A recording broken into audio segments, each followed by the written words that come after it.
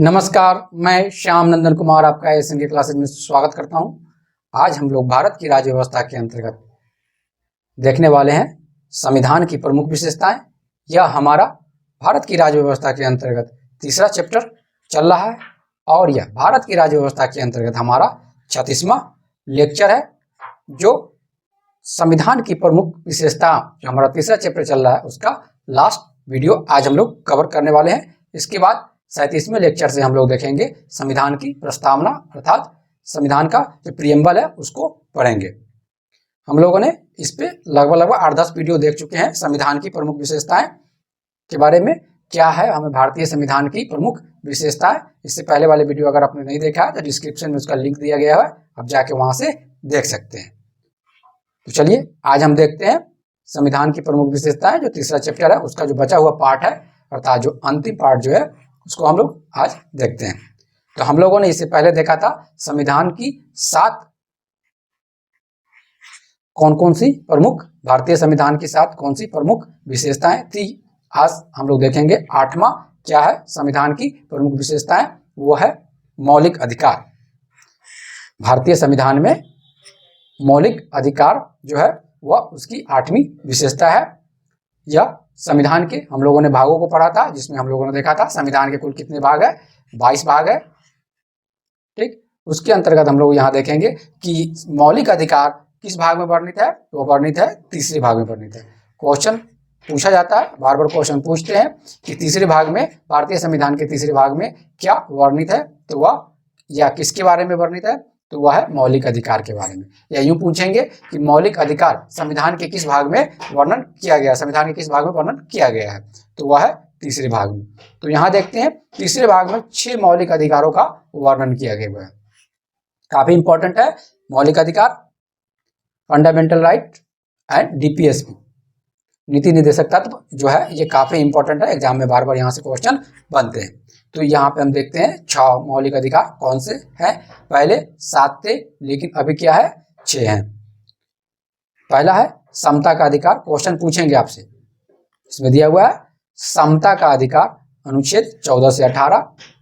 ठीक, बी स्वतंत्रता का अधिकार अनुच्छेद 19 से 22, शोषण के विरुद्ध अधिकार अनुच्छेद 23 से 24, धार्मिक स्वतंत्रता का अधिकार अनुच्छेद 25 से 28, सांस्कृतिक व शिक्षा का अधिकार अनुच्छेद 29 से 30, संवैधानिक उपचारों का अधिकार अनुच्छेद 32। आपसे क्वेश्चन एग्जाम में बार बार कैसे पूछेंगे कि समता का अधिकार भारत के संविधान में कहां से कहां तक वर्णित है, अनुच्छेद दे देंगे। या यूं पूछेंगे कि अनुच्छेद 14 से 18 क्या वर्णन करता है, इनमें से दे देंगे स्वतंत्रता का अधिकार, शोषण के विरुद्ध अधिकार, समता का अधिकार, धार्मिक स्वतंत्रता का अधिकार। तो हमारा करेक्ट आंसर हो जाएगा समता का अधिकार। तो ये 6 जो है 6 भागों में बटा हुआ है, काफी इंपॉर्टेंट है। या यूं पूछेंगे कि अनुच्छेद 25 से 18 जो है वो किसके बारे में वर्णन करता है, उसमें दे देंगे धार्मिक स्वतंत्रता का अधिकार, सांस्कृतिक व शिक्षा का अधिकार, संवैधानिक उपचारों का अधिकार, और इनमें से लिखेंगे उपयुक्त में से कोई नहीं। तो आपको आंसर करना है वो है धार्मिक स्वतंत्रता का अधिकार। ये काफी इंपॉर्टेंट है, ये एग्जाम में बार बार पूछे जाते हैं। हमने बताया था कि शुरू में जब संविधान बना था उस समय कितने थे, मूल संविधान में 7 अधिकार थे। लेकिन संपत्ति के जो अधिकार है उसको वहां से हटा दिया गया, जो पहले किस में था, अनुच्छेद 31 में था। क्वेश्चन बनते हैं, बार बार क्वेश्चन पूछे जाते हैं कि संपत्ति का अधिकार कौन सा अधिकार है, ठीक है ना, वो दे देंगे मौलिक अधिकार, कानूनी अधिकार, इस तरह करके आपको देंगे। तो संपत्ति का अधिकार जो है वह कानूनी अधिकार। तो यहाँ हम देखते हैं पहले कितने थे, संपत्ति का अधिकार भी जो था वह मौलिक अधिकार था अर्थात 7वां अधिकार था। आर्टिकल कितने में, अनुच्छेद 31 में वर्णित था। ठीक, लेकिन 44वें संशोधन अधिनियम 1978 के द्वारा इसको हटाकर जो पहले भाग हमने क्या देखा, मौलिक अधिकार किस में था, 3 में था, जो वहां से संपत्ति का अधिकार को हटाकर 3 से हटाकर कहाँ रख दिया गया, भाग 12 अर्थात भाग 12 में अनुच्छेद 300 क के अंतर्गत रख दिया गया। ठीक, पहले कितने में थे, अनुच्छेद 31 में था, वहां से हटाकर संपत्ति के अधिकार को अनुच्छेद 300 क में रख दिया गया। वहां पहले मौलिक अधिकार था, अब यह कानूनी अधिकार है। तो आपसे ये पूछेंगे कि 44वें संशोधन अधिनियम 1978 के द्वारा कौन से अधिकार को मौलिक अधिकार से हटाकर जो है कानूनी अधिकार बना दिया गया, तो वह था संपत्ति के अधिकार। या आपको कैसे भी पूछ सकते हैं क्वेश्चन कि संपत्ति के अधिकार को, ठीक है ना, कानूनी अधिकार बनाया गया, वो कौन सा संविधान संशोधन था, तो वह 44वें संविधान संशोधन 1978 थे।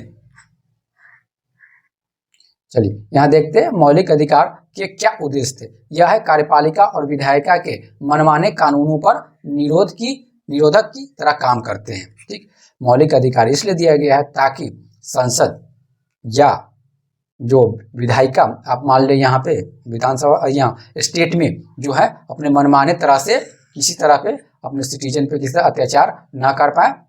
ठीक, इसलिए मौलिक अधिकार को क्या किया, हमारे संविधान में जोड़ा गया। ठीक है ना, अगर आपका मौलिक अधिकार हनन होता है तो मौलिक अधिकार हनन होता है तो आप सीधे सुप्रीम कोर्ट, सर्वोच्च न्यायालय जा सकते हैं। ठीक, इतनी पावर उसमें मौलिक अधिकार में दिया गया है कि अगर स्टेट किसी तरह का आप पे अत्याचार करती है या मौलिक अधिकार का हनन करती है तो आप क्या कर सकते हैं, डायरेक्ट सुप्रीम कोर्ट जा सकते हैं। सुप्रीम कोर्ट क्या करती है, रिट जारी कर सकती है आर्टिकल का प्रयोग करके, संविधान में जो आर्टिकल दिए उसके अंतर्गत। ठीक, हालांकि मौलिक अधिकार, आपको ये याद रखना है कि मौलिक अधिकार ये सब मेंस के क्वेश्चन है।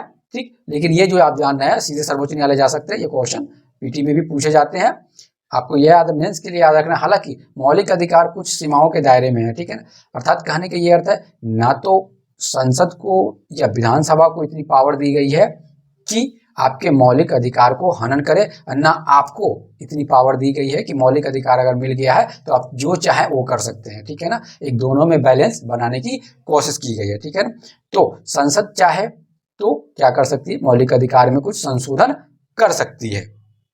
ठीक है, जैसा कि देखते हैं अनुच्छेद 20 और 21, अनुच्छेद 20 और 21 द्वारा प्रदत्त अधिकारों को छोड़कर राष्ट्रीय आपातकाल के दौरान उन्हें स्थगित किया जा सकता है। अर्थात संसद किसी भी स्थिति में, आप याद रखें, संसद किसी भी स्थिति में अनुच्छेद 20A और 21 का समाप्त नहीं कर सकती है। बाकी जो मौलिक अधिकार दिए गए हैं उसको आपातकाल की स्थिति में क्या कर सकते हैं, स्थगित कर सकते हैं कुछ समय के लिए, जब तक वो आपातकाल रहे। ठीक, तो आप यूं मोटा मोटी समझे कि मौलिक अधिकार आपको मिले हुए हैं लेकिन उसके भी कुछ दायरे हैं।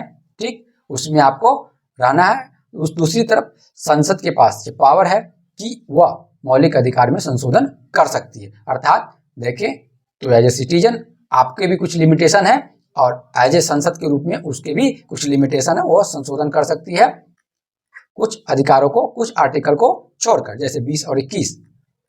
और 20 और 21 किस दौरान में, आपातकाल की स्थिति के दौरान में। चलिए इन सबको हम डिटेल में जब मौलिक अधिकार पढ़ेंगे, एक चैप्टर है और वहां पे देखेंगे कि कौन कौन आर्टिकल किन सिचुएशन में स्थगित किया जा सकता है, कौन से आर्टिकल को कब लागू किया जा सकता है। ये सब सारे जब हम लोग मौलिक अधिकार चैप्टर पढ़ेंगे तो उसमें देखेंगे। 9वां विशेषता देखते हैं कि राज्य के नीति निर्देशक सिद्धांत काफी इंपॉर्टेंट है। जिस तरह मौलिक अधिकार इंपॉर्टेंट है उस तरह राज्य के नीति निर्देशक सिद्धांत भी काफी इंपॉर्टेंट है। ये संविधान के कितने भाग, कौन से भाग में दिया हुआ है, संविधान के चौथे भाग में दिया हुआ है। टोटल भाग कितने हैं, टोटल भाग संविधान में 22 है। ये दिया हुआ कितने में, चौथे भाग में। आपसे क्वेश्चन पूछे जाते हैं कभी एग्जाम में कि संविधान के चौथे भाग में क्या वर्णित है, मौलिक अधिकार, नागरिकता, उसमें दे देंगे राज्य के नीति निर्देशक तत्व, चौथे में दे देंगे इनमें से कोई नहीं। तो हमारा आंसर क्या है, राज्य के नीति निर्देशक तत्व। और इसका उद्देश्य क्या है, इसका उद्देश्य है नीति निर्देशक तत्व सामाजिक एवं आर्थिक लोकतंत्र को बढ़ावा देना। सामाजिक एवं आर्थिक लोकतंत्र को बढ़ावा देना नीति निर्देशक तत्व का एक उद्देश्य है। और उसका देखा है तो एक सार कहें तो मुख्य उसका जो है करना क्या है, कल्याणकारी राज्य की व्यवस्था करना। ठीक, नीति निर्देशक तत्व का है कि एक कल्याणकारी राज्य की व्यवस्था करना।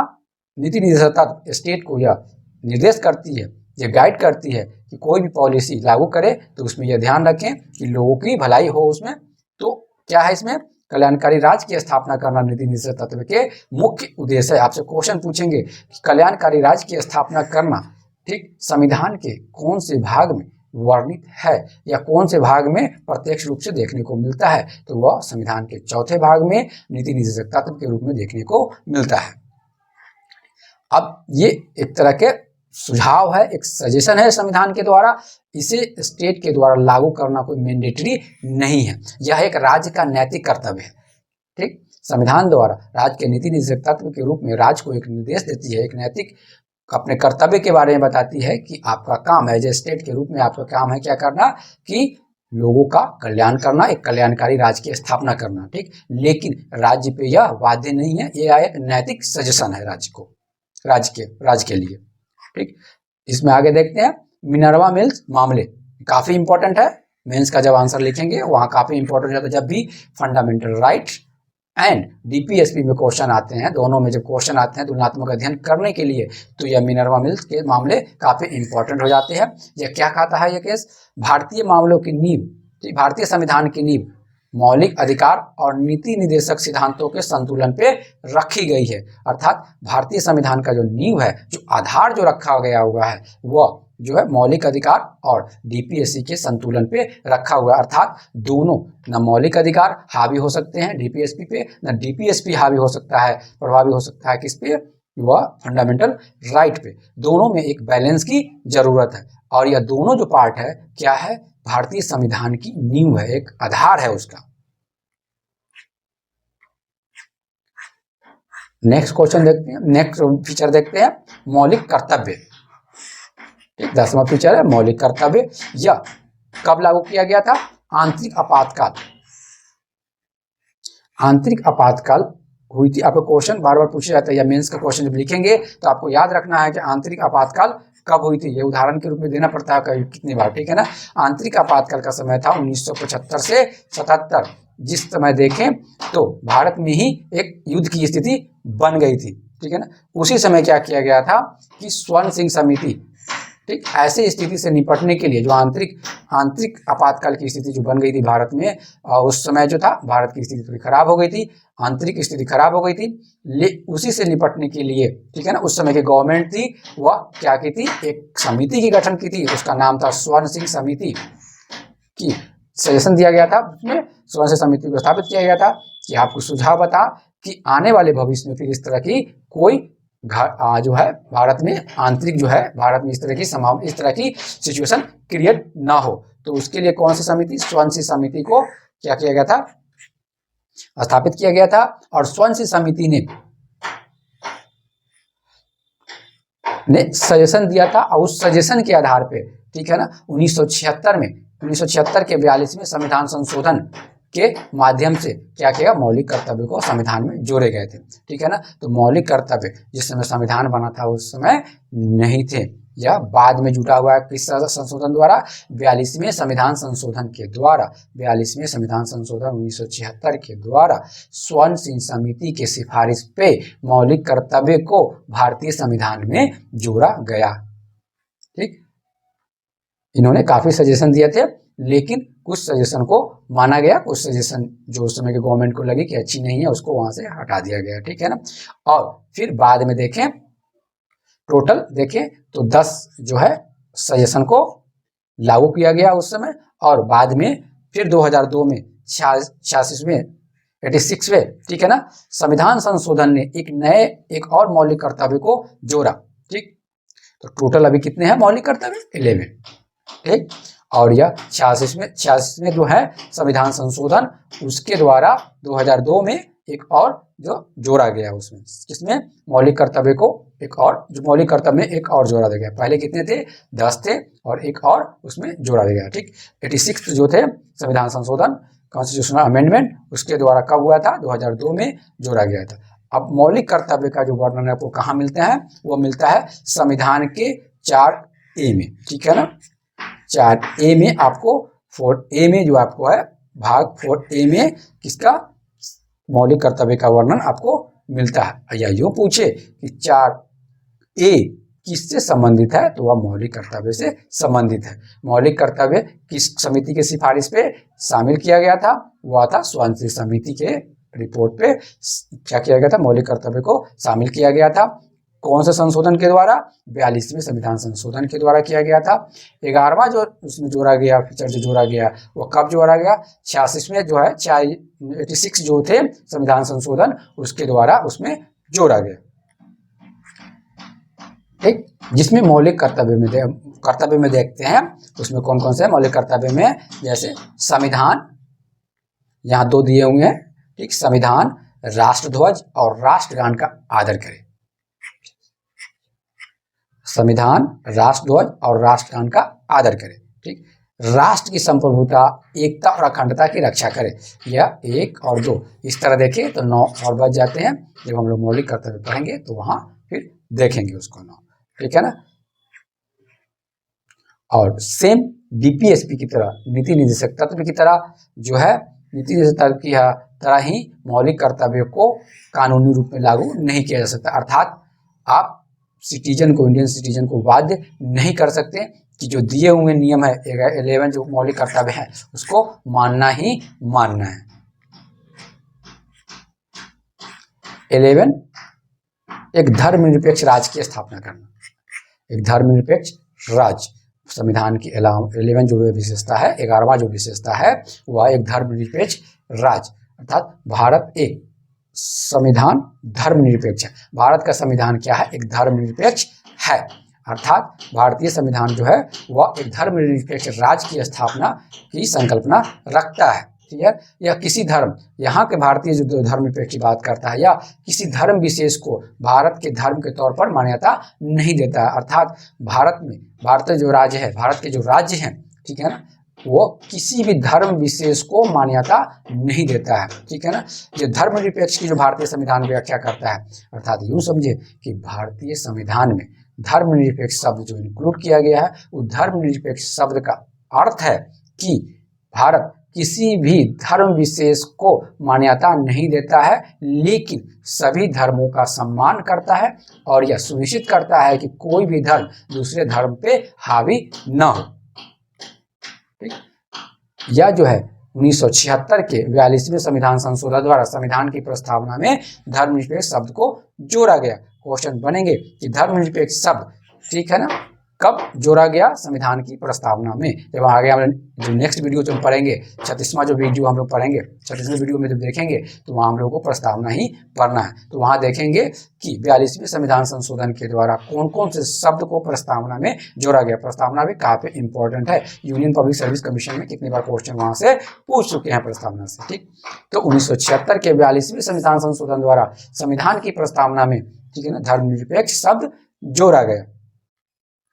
संविधान के अनुच्छेद, ठीक, 14, 15, 16, 25, 26, 27, 28, 29, 30, 34 यह प्रत्यक्ष रूप से भारत को एक धर्मनिरपेक्ष राज्य के रूप में परिलक्षित करता है या दर्शाता है। यह आर्टिकल दिखाता है कि भारत एक धर्मनिरपेक्ष राज्य है। अब यहाँ दो कंसेप्ट समझते हैं। पश्चिमी अवधारणा, धर्म को लेकर पश्चिमी अवधारणा क्या है? पश्चिम में क्या अवधारणा है? अर्थात चर्च। ठीक है ना, वहां पे क्या किया गया है? धर्म को राज्य से पूर्णतः अलग रखी गई है। ठीक, अर्थात धर्म के मामले में राज्य इंटरफेयर नहीं करेगा, राज्य के मामले में धर्म इंटरफेयर नहीं करेगा। ठीक है ना, इस तरह पूर्ण अलगाव रखती है वहां के साथ, जो एक नकारात्मक अवधारणा मानी गई है। लेकिन भारत में क्या है?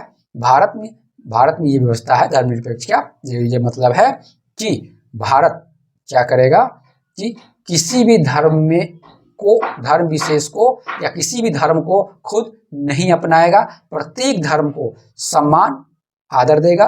ठीक, लेकिन यह भी सुनिश्चित करेगा कि कोई धर्म दूसरे धर्म पे हावी प्रभावी ना हो।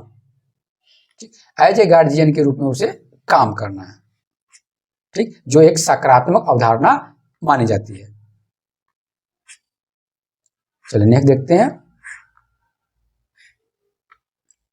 सार्वभौम वयस्क मताधिकार, 12वां नंबर है सार्वभौम वयस्क मताधिकार। अर्थात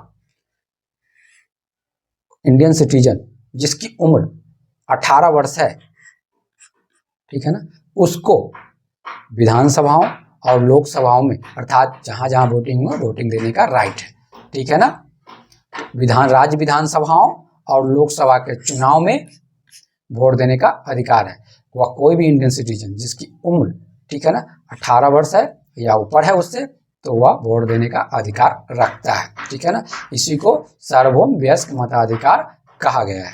ठीक, भारतीय संविधान द्वारा राज्य विधानसभाओं और लोकसभा के चुनाव में क्या कर सकते हैं? सार्वभौम वयस्क मताधिकार को अपनाया गया। भारतीय संविधान में सार्वभौम वयस्क मताधिकार को अपनाया गया है। सार्वभौम वयस्क मताधिकार का क्या अर्थ है भारतीय परिप्रेक्ष्य में? तो कोई भी ऐसा इंडियन सिटीजन जिसकी उम्र 18 वर्ष या उससे ऊपर है तो वह वोट दे सकता है। किसमें?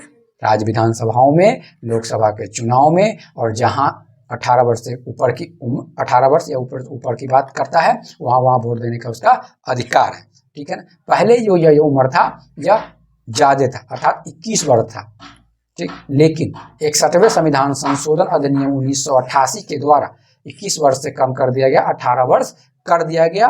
कब? 1989 में 61वें संविधान संशोधन अधिनियम 1989 के द्वारा जो है 21 वर्ष से जो घटाकर 18 वर्ष कर दिया गया। ठीक, यह जो विशेषता है सार्वभौम, उसकी क्या क्या फीचर है देखते हैं। इसका क्या पॉजिटिव रिजल्ट आपको देखने को मिलता है। आम जनता के स्वाभिमान में वृद्धि, क्योंकि यह सार्वभौम है, प्रत्येक वो citizen, any caste, any religion, किसी भी क्षेत्र से हो, उसको यह अधिकार है कि वो वोट देने का अधिकार है उसको। तो इससे क्या होगा कि लोगों में एक आत्मसम्मान जगेगा जो इंडियन सिटीजन है। ठीक, दूसरा, समानता के सिद्धांत को यह लागू करता है, लोगों में इक्वलिटी की देखने को आपको मिलेगा। ठीक है, क्योंकि सबको, चाहे वह कोई भी हो, किसी रंग, किसी कास्ट, किसी रिलीजन का हो, वह वोट दे सकता है। उसकी उम्र 18 वर्ष से 18 या 18 वर्ष से ऊपर है। ठीक है ना। अल्पसंख्यक के हितों की रक्षा करना, ठीक है ना। कोई भी जो मेजोरिटी है वह जो माइनॉरिटी को दबा नहीं सकते, क्योंकि उनके पास एक क्या है, वोटिंग राइट है। इंडियन क्या है, इंडिया एक डेमोक्रेसी है, अब वोट का काफी महत्व है। ठीक है ना। तो अल्पसंख्यकों को अपने हितों की रक्षा अवसर करने का यह मौका देता है। ठीक, कमजोर वर्गों के लिए नई आशाएं और प्रत्याशा जगाता है। ठीक, ये सब जो फीचर आपको देखने मिलते हैं, एक जो वोटिंग राइट जो मिल गया हुआ है, यह सब क्या है, वोटिंग राइट के कारण ये सब पॉजिटिव रिजल्ट एक देखने को मिलता है। लोगों में आत्मसम्मान की वृद्धि करती है, अल्पसंख्यकों में भी आत्मसम्मान की वृद्धि करती है, उनको एक प्रोटेक्शन महसूस होता है। ठीक है ना, उनको भी एक नई आशा की किरण दिखती है। नेक्स्ट है 13, एकल नागरिकता। अमेरिका में स्टेट और सेंटर दोनों जगह दो नागरिकता मिलती है, अर्थात स्टेट के लिए ड्यूअल नागरिकता है। ठीक है ना, ड्यूअल सिटीजनशिप है किसमें, अमेरिका में, अमेरिका देश में। ठीक, वहाँ स्टेट अलग सिटीजन राइट देता है, ठीक, उसका अलग सिटीजनशिप होता है, और सेंटर के लिए अलग होता है। लेकिन भारत में क्या है, एकल नागरिकता है, अर्थात सेंट्रल गवर्नमेंट जो एक बार नागरिकता मिल गई वो पूरे देश में वैलिड है। ठीक है ना। तो चूंकि संविधान, क्योंकि भारतीय संविधान फेडरल अर्थात जो है स्टेट गवर्नमेंट सेंट्रल गवर्नमेंट की बातें करता है, हमारा जो है वह फेडरल सिस्टम है। ठीक है ना, राजनीतिक व्यवस्था जो है हमारा क्या है, वह फेडरल सिस्टम है। लेकिन सिटीजनशिप जो है वह सिंगल है, अर्थात एकल नागरिकता की व्यवस्था है। लेकिन अमेरिका में क्या है, ड्यूअल सिटीजनशिप की व्यवस्था है। स्वतंत्र निकाय, चौथावां फीचर है स्वतंत्र निकाय।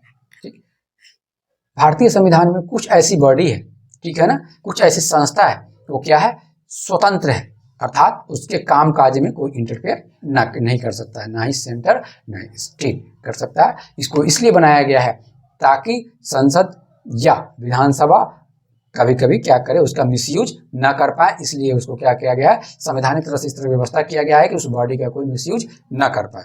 ठीक है ना। वह बॉडी कौन कौन सी है, वह स्वतंत्र निकाय कौन कौन सी है, वह है निर्वाचन आयोग। ठीक, इसको स्वतंत्र निकाय के रूप में रखा गया है, ठीक, ताकि इलेक्शन के समय कोई चाहे तो किसी तरह का इसमें हस्तक्षेप ना करे, या पूर्णतः स्वतंत्र होकर इलेक्शन करवाए। ठीक है। संघ लोक सेवा आयोग, राज्य लोक सेवा आयोग, भारत का नियंत्रक एवं महालेखा परीक्षक, ये चारों काफी इंपॉर्टेंट, और भी स्वतंत्र निकाय है, लेकिन ये चार इंपॉर्टेंट है, और इसको प्रत्येक को एक अलग अलग सेपरेट हम लोग पढ़ेंगे। इलेक्शन कमीशन को, यूनियन पब्लिक सर्विस कमीशन को, स्टेट पब्लिक सर्विस कमीशन को, और भारत का नियंत्रक एवं महालेखा परीक्षक CAG को भी अलग से हम लोग पढ़ेंगे जब। तो यहाँ हम लोग देखते थे संविधान की विशेषताओं में हम लोग को देखा 14वीं में क्या है, स्वतंत्र निकाय। चलिए नेक्स्ट क्वेश्चन देखते हैं, नेक्स्ट फीचर देखते हैं, आपातकालीन प्रावधान। यह संविधान की 15वीं विशेषता है, आपातकालीन प्रावधान। ठीक, अर्थात इमरजेंसी सिचुएशन। कभी कभी क्या होता है कि देश में कभी भी इमरजेंसी सिचुएशन कोई ऐसी आ जाती है, समझिए युद्ध ही हो गया, कोई फाइनेंशियल क्राइसिस हो गया, उसके लिए भी संविधान में व्यवस्था की गई है, उसके लिए एक अलग चैप्टर है जिसको आपातकालीन प्रावधान के रूप में जाना जाता है। ठीक, इसमें आपातकाल की स्थिति से निपटने के लिए, ठीक है ना, ये प्रावधान किए गए हैं। उसमें देखते हैं कि कौन कौन से तीन जो है प्रावधान है, 3 प्रकार के आपातकाल की विवेचना करता है भारतीय संविधान में।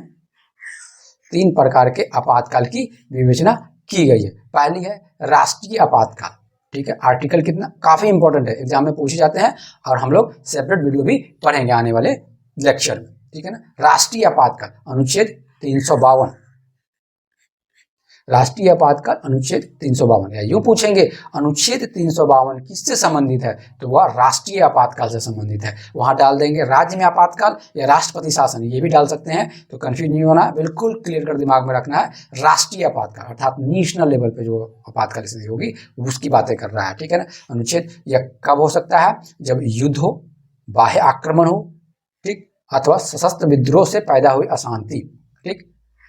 बाह्य आक्रमण की स्थिति में अर्थात सशस्त्र विद्रोह हो जाए, ठीक है ना, शस्त्र लेकर, ठीक है ना, आर्म्स लेकर विद्रोह अगर हो गया देश में ही, तो आपको क्या हो सकता है, उस समय राष्ट्रीय आपातकाल की घोषणा की जा सकती है। आर्टिकल कौन से, आर्टिकल 352 का प्रयोग करते हुए, ठीक। उसके बाद देखते हैं राज्य में आपातकाल, ठीक, या राष्ट्रपति शासन बोलते हैं इसको। राष्ट्रपति शासन 2 स्थिति में लागू होती है। पहला, संवैधानिक तंत्र की असफलता अर्थात अनुच्छेद 356, अनुच्छेद 356 यहां समझते हैं कि राष्ट्रपति शासन को ही राज्य में आपातकाल बोलते हैं, यह स्टेट में लागू होती है और यह 2 सिचुएशन में लागू हो सकती है। संवैधानिक तंत्र की असफलता अर्थात स्टेट जो संवैधानिक तरीके बताए गए, संवैधानिक तरीके से रूल करने की, गवर्न करने की जो प्रोसेस बताए गए, उसके आधार पर अगर काम नहीं करती है तो राष्ट्रपति शासन लगाया जा सकता है। दूसरा, केंद्र के निर्देशों का अनुपालन करने में असफलता अर्थात दूसरा सिचुएशन ये हो सकता है कि अगर केंद्र कोई सजेशन देती है स्टेट गवर्नमेंट को और स्टेट गवर्नमेंट उसको नहीं फॉलो करता है, तो उस स्थिति में भी राष्ट्रपति शासन लगाया जा सकता है। लेकिन उस स्थिति में अगर राष्ट्रपति शासन लगेगा तो आर्टिकल अनुच्छेद 365 का प्रयोग किया जाएगा। अगर संवैधानिक तरीके से अगर शासन नहीं चलाती है स्टेट, तो 356 का प्रयोग करके राष्ट्रपति शासन लगाया जाएगा। अगर अनुच्छेद अगर कोई सजेशन सेंट्रल गवर्नमेंट देती है और उसका फॉलो नहीं करती है, राष्ट्र स्टेट नहीं करती है, तो 365 का प्रयोग करके उस पर क्या कर दिया जाएगा, उस पर राष्ट्रपति शासन लगाया जाएगा। उसी तरह तीसरा देखें तो वित्तीय आपातकाल, तो इस तरह हम लोग देखें, ये 3 तरह के देखें, एक राष्ट्रीय आपातकाल, उसके बाद राष्ट्रपति शासन, तीसरा है वित्तीय आपातकाल अनुच्छेद 360। काफी इंपॉर्टेंट है ये, इससे एग्जाम में काफी बार क्वेश्चन पूछे गए यूपीएससी में, ठीक है ना, कि वित्तीय आपातकाल की स्थिति में किनका वेतन को कम किया जा सकता है या घटाया जा सकता है। ये जब हम लोग क्वेश्चन पढ़ेंगे देखेंगे उसमें क्या क्या क्वेश्चन देखने को मिलता है। राष्ट्रीय आपातकाल भी हम लोग पूरे आपातकाल को ही पढ़ेंगे। तो वित्तीय आपातकाल अनुच्छेद 360। चलिए, ये लास्ट वन है त्रिस्तरीय सरकार अर्थात 3 स्तर पे सरकार। हम लोगों ने देखा सेंट्रल गवर्नमेंट, स्टेट गवर्नमेंट। पहले क्या था, द्विसदनीय व्यवस्था था अर्थात द्विस्तरीय व्यवस्था थी, राज्य व्यवस्था थी, केंद्र और राज्य। ठीक, मूल रूप से संघीय व्यवस्था में 2 थी, भारतीय संविधान में 2 स्तरीय व्यवस्था थी अर्थात केंद्र और स्टेट। लेकिन 1992 में 73वें और 74वें संविधान संशोधन ने त्रिस्तरीय स्थानीय सरकार की प्रावधान किया। ठीक, काफी इंपॉर्टेंट है ये आर्टिकल, अर्थात यूं कहें कि किसी भी एग्जाम के लिए, ठीक है ना, पंचायती राज व्यवस्था जो है ना या त्रिस्तरीय जो व्यवस्था है ना, वो काफी इंपॉर्टेंट हो जाता है। एग्जाम में बार बार क्वेश्चन पीटी मेंस दोनों में पूछते हैं क्वेश्चन, ठीक है ना। तो त्रिस्तरीय सरकार की जो प्रावधान किया गया है वो किस संशोधन के द्वारा किया गया है, वह किया गया है 73वें और 74वें संविधान संशोधन के द्वारा किया गया है। इसको एक जो विश्व के किसी और संविधान में नहीं है, त्रिस्तरीय सरकार की व्यवस्था विश्व के किसी संविधान में नहीं है। सेंट्रल गवर्नमेंट, स्टेट गवर्नमेंट और पंचायती राज सिस्टम, जो 3 तरह के सिस्टम यहाँ देखेंगे वो भारत में ही देखने को मिलता है। अर्थात त्रिस्तरीय सरकार की व्यवस्था की गई है और वह संवैधानिक तरह से की गई है। ठीक, और किस संशोधन के द्वारा किया गया है, 73वें और 74वें संविधान संशोधन के द्वारा किया गया। संविधान में, ठीक है ना, नए भाग 9, ठीक, 9वें, ठीक, एवं नई अनुसूची 11वीं, ठीक, जोड़कर वर्ष 1992 में 73वें संविधान संशोधन के माध्यम से पंचायतों को संवैधानिक मान्यता प्रदान किया गया। अर्थात पंचायतों को, ठीक, संवैधानिक मान्यता प्राप्त किया गया किस संशोधन के द्वारा? वह था 73वें संविधान संशोधन 1992 के द्वारा। अर्थात यहाँ 73वें संविधान संशोधन 1992 में किया गया। ठीक, कौन सी? पंचायतों को संवैधानिक मान्यता प्रदान की गई। ठीक है, जिसमें क्या किया गया? एक नया भाग जोड़ा गया। पंचायतों के लिए संवैधानिक मान्यता प्राप्त किए गए तो उसके लिए कुछ नियम कानून बनेंगे। उस नियम कानून को कहीं तो लिखा जाएगा, तो संविधान में एक नया भाग जोड़ा गया। कौन जोड़ा गया? नए भाग 9 में जोड़ा गया और एक नई अनुसूची 11 में जोड़ी गई और इसी में क्या किया गया? संविधान के इस पंचायती राज व्यवस्था के बारे में पूरा वर्णन आपको मिलता है कि कैसे इलेक्शन कराना है, क्या क्या प्रोसेस होंगे। ठीक, सारे चीज आपको वहां देखने में भाग 9 में देखने को मिलता है पंचायती राज सिस्टम में। ठीक, उसी तरह 74वें संविधान संशोधन विधेयक 1992 ठीक के द्वारा 9A तथा नई अनुसूची 12वीं को जोड़ा गया। ठीक है ना, जिसमें नगर पालिका को संवैधानिक मान्यता प्रदान की गई। ठीक है, सॉरी को संवैधानिक मान्यता प्राप्त की गई। किसको? नगर पालिका को। यहाँ क्या देखा? हमने देखा पंचायतों को संवैधानिक मान्यता प्राप्त की गई किससे? 73वें संविधान संशोधन के द्वारा। कब हुआ? 1992 में 73वें संविधान संशोधन 1992। उसी तरह 74वें संविधान संशोधन 1992 के द्वारा नगर पालिकाओं को, ठीक है ना, या शहरी स्थानीय निकाय अर्थात शहर में जो देखते होंगे, ठीक है ना, म्युनिसिपल कॉर्पोरेशन जब आप देखते होंगे, ये सब का जो वर्णन आपको देखेगा वो कहाँ मिलेगा? वह मिलेगा वह 9A। ठीक, और उसके बाद अनुसूची 12वीं में मिला गया। 12वीं में आपको देखने को मिला और यह किस संशोधन के द्वारा? 74वें संविधान संशोधन 1992 के द्वारा किया गया। ठीक है ना। नेक्स्ट, ये काफी इंपॉर्टेंट है, इसको भी हम लोग सेपरेट पढ़ेंगे। ठीक है ना। आपसे ये क्वेश्चन कैसे बनेंगे? ऐसे पूछेंगे कि 9A, ठीक है ना, किससे संबंधित है? तो वह नगर पालिका से संबंधित है। या यूं पूछेंगे भाग 9 किससे संबंधित है? भाग 9 पंचायतों से संबंधित है। 9A नगर पालिका से संबंधित है। नहीं पूछेंगे अनुसूची 11 किससे संबंधित है? नौवीं अनुसूची 11 पंचायतों से संबंधित है। अनुसूची 12 किससे संबंधित है? अनुसूची 12 नगर पालिका से संबंधित है। ठीक है ना। किस संविधान संशोधन के द्वारा नगर पालिका को संवैधानिक मान्यता प्राप्त की गई? तो 74वें संविधान संशोधन अधिनियम के द्वारा नगर पालिका को संवैधानिक मान्यता प्राप्त की गई। उसी तरह पूछेंगे किस संशोधन के द्वारा पंचायतों को संवैधानिक मान्यता प्रदान की गई? तो 73वें संविधान संशोधन के माध्यम से पंचायतों को संवैधानिक मान्यता प्राप्त की गई। क्वेश्चन किसी भी तरह पूछ सकते हैं, बस यहाँ आपको समझने की जरूरत है। ठीक है ना। चलिए नेक्स्ट देखते हैं, सहकारी समिति। ये लास्ट वन है हमारा, कोऑपरेटिव सोसाइटी। ये होता क्या है? यह कुछ लोगों का एक समूह होता है जो सेम अपने क्या रखते हैं? एम रखते हैं, लक्ष्य रखते हैं, सेम उद्देश्य होता है। जैसे यह कोई सा भी ग्रुप हो सकता है, चाहे वह किसानों का ग्रुप हो, व्यापारियों का ग्रुप हो, ठीक है ना, अपनी इच्छाओं के, अपने एम को अपने पूरा करने के लिए वो रखते हैं। जैसे उदाहरण के रूप में देखते हैं अमूल, दूध की जो अमूल वाला देखते हैं, वो एक कोऑपरेटिव सोसाइटी है। ठीक है ना, एक कोऑपरेटिव सोसाइटी का एक अच्छा उदाहरण आपको देखने को मिलता है। यहाँ पे है जो ना, जितने भी डेयरी को उत्पादन, जो दूध का उत्पादन करने वाले हैं किसान, वो क्या किए हुए हैं? एक कोऑपरेटिव सोसाइटी बनाए हुए हैं और उसको क्या करते हैं? वो रन करते हैं। ठीक है ना। तो सहकारी समिति, कोऑपरेटिव सोसाइटी, ठीक, को भी जो संवैधानिक दर्जा और संरक्षण प्रदान किया गया किसके? 97 वहाँ संविधान संशोधन 97 जो है संविधान संशोधन अधिनियम 1911 के द्वारा, ठीक है ना, सहकारी समितियों को संवैधानिक दर्जा और संरक्षण प्रदान किया गया। काफी इंपॉर्टेंट है सहकारी समिति। ठीक, सहकारी समितियां, ठीक, समझे, या कुछ लोगों का समूह होता है जो समान उद्देश्यों के लिए वर्क करते हैं, या कुछ कहीं भी कुछ किसी भी प्रकार का हो सकता है, किसानों का हो सकता है, मछली पालन जो करते हैं उन लोगों का समूह हो सकता है, महिलाओं का ग्रुप हो सकता है जो समान उद्देश्यों के लिए वर्क करते हैं, ठीक, किसी ट्रेडर का हो सकता है, किसी स्टूडेंट का हो सकता है। ठीक, सहकारी समितियां, ठीक। अब देखते हैं कि यह इसके संवैधानिक दर्जा जो प्राप्त किया गया था वह 97 जो है 97 जो है संविधान संशोधन अधिनियम 1911 के द्वारा इसको भी सहकारी समितियों को संवैधानिक दर्जा और संरक्षण प्रदान किया गया। और एक नया भाग, जैसे हम पंचायती राज में देखें, नगर पालिकाओं में देखें, एक नया भाग को जोड़ा गया था, उसी तरह एक नया भाग 9B जोड़ा गया।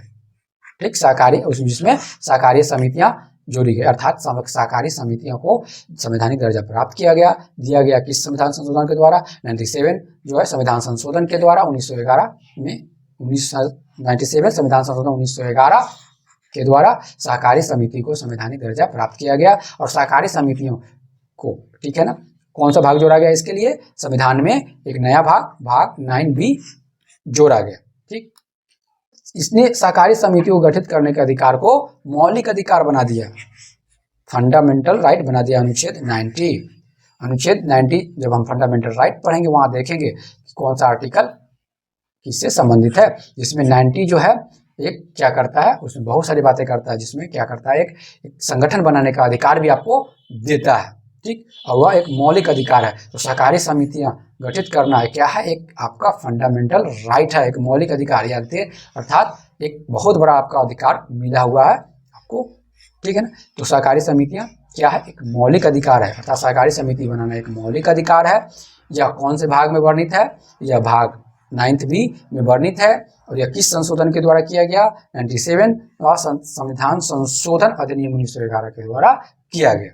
तो ये थी संविधान की प्रमुख विशेषताएं, लगभग 17 विशेषताओं को हम लोगों ने देखा।